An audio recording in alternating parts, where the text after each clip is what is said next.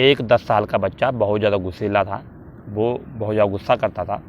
उसके पिता ने उसकी इस आदत को छुड़ाने के लिए और उसे एक सबक सिखाने के लिए एक योजना बनाई। उन्होंने कीलों से भरा हुआ थैला उसको दे दिया और कहा कि तुम्हें जब भी गुस्सा आए तुम एक कील लेके दीवार पर ठोक देना। तो वो ऐसा ही उसने किया। उसे जब भी गुस्सा आता वो कील उठाकर दीवार पर ठोक देता। इससे उसे ये एहसास होता कि उसने कुछ गलत किया, उसने गुस्सा किया है। तो धीरे धीरे पहले दिन उसने जो कीलें दीवार पर ठोकी उनकी संख्या 40 थी, लेकिन धीरे धीरे उनकी संख्या कम होने लगी। और कुछ दिनों के बाद ऐसा समय भी आया, पूरा दिन उसने एक भी कील नहीं ठोकी।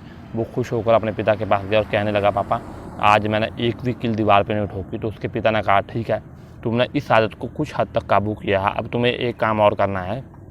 जिस दिन तुम गुस्सा ना करो, यानी कि पूरा दिन तुम्हें गुस्सा नहीं आए, तो तुम दीवार पे जो कीलें तुमने ठोकी है उसमें से एक कील निकाल लेना।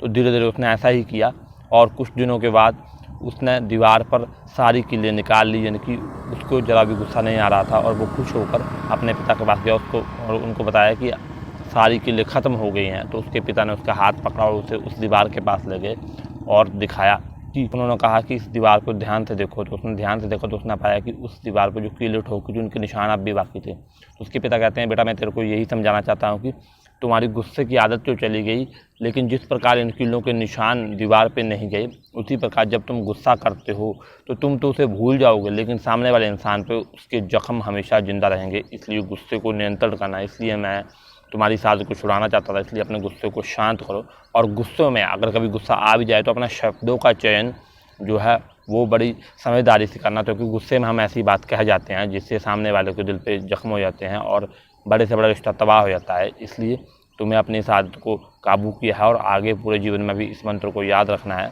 गुस्सा बहुत कम करना है या नहीं करना है और गुस्से में सही शब्दों का चयन करना है और सही मात्रा में सही समय पर गुस्सा करना है।